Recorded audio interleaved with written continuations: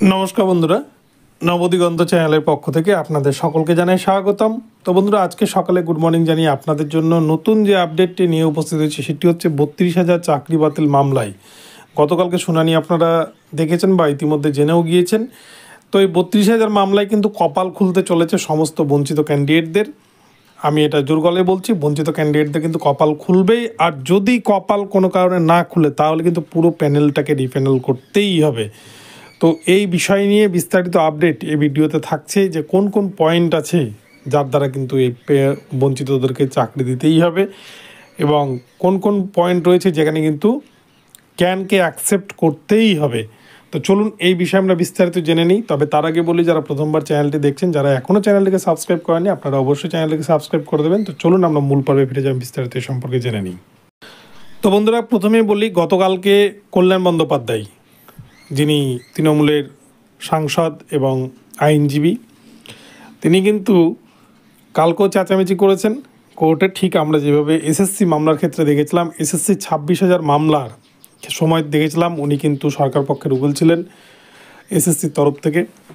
তো ওনার জন্যই এক প্রকার বলা যায় 26,000 প্যানেল কিন্তু বাতিল হয়েছিল। কেননা যখন সিবিআইয়ের উদ্ধার করা যে ওএমআর সিটগুলো কোর্টে প্রডিউস করা হয়েছিল, সেগুলোকে কিন্তু এই আইনজীবী কিন্তু বলেছিলেন যে না, আমরা এগুলোকে মানি না, যে এগুলো সিবিআইয়ের দ্বারাই হয়েছে বা এগুলো অথেন্টিক বলে আমরা মানি না।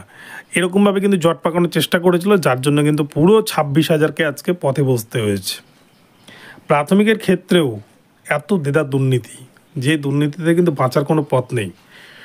এই জায়গায় দাঁড়িয়ে কল্যাণ বন্দ্যোপাধ্যায় আর একটা প্রশ্ন তুলেছে, যে এতদিন পরে এসে মামলা করার যোগ্যতা রয়েছে কি না মামলাকারীদের। এসএসসির ক্ষেত্রে এই কথা বলেছিল, কিন্তু সেই কথা কিন্তু টেকেননি। যতদিন পরেই হোক না কেন, দুর্নীতি মানেই দুর্নীতি।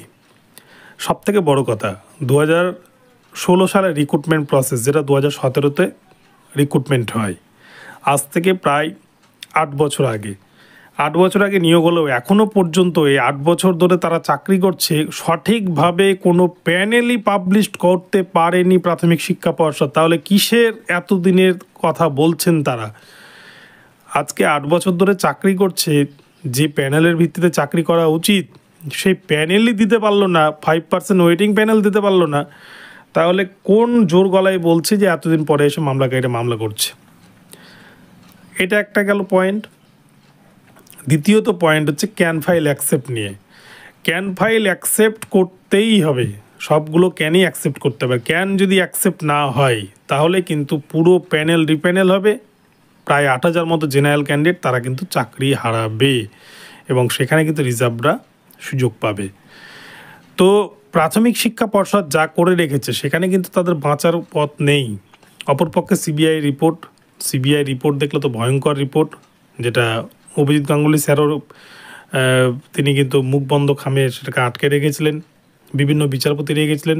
এবং সিবিআইয়ের যে রিপোর্ট, সেখানে কিন্তু চাঞ্চল্যকর তথ্য রয়েছে, যেখানে টেট ফেল ক্যান্ডিডেটকে চাকরি দেওয়া হয়েছে, কার সুপারিশে চাকরি দেওয়া হয়েছে, কার কাছ থেকে কত টাকা নেওয়া হয়েছে, এরকম সমস্ত ডিটেলস কিন্তু পার্থ চট্টোপাধ্যায়ের কাছ থেকে যখন হাজার হাজার কোটি টাকা উদ্ধার করা হয়, তখন কিন্তু সেই ডায়েরি থেকে অনেক কিছু পাওয়া গিয়েছিল। মিডলম্যান গিয়েছিল, কার মাধ্যমে চাকরি বিক্রি হয়েছে, সমস্ত কিছু আপডেট কিন্তু রয়েছে। তো সেই জায়গায় দাঁড়িয়ে আমার মনে হয়, যদি পর্ষদ পুরো প্যানেলটাকে বাঁচাতে চায়, তাহলে কিন্তু একটাই উপায়, যারা বঞ্চিত হয়েছিল তাদের সাথে তাদেরকে চাকরি দিয়ে সেই অভিযোগগুলোকে মিটিয়ে নেওয়া। আর যদি চালাকি করতে যায় যে এতদিন পরে সে কেন মামলা করছে, এই can art of the can accept হয়েছে, তারপরে অ্যাকসেপ্ট করা হবে না, তাহলে কিন্তু পুরোটা বাতিল হবে। শুধু রিপ্যানেল নয়, বাতিলের পথে হয়তো এগিয়ে যেতে পারে।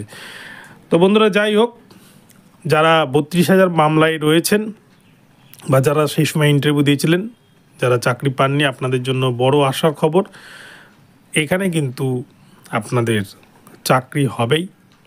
আর যদিও রিপ্যানেল হয়, রিপ্যানেল হলেও কিন্তু যারা উচ্চ মেধা সম্পন্ন রয়েছে তাদের কিন্তু চাকরি কেউ আটকাতে পারবে না।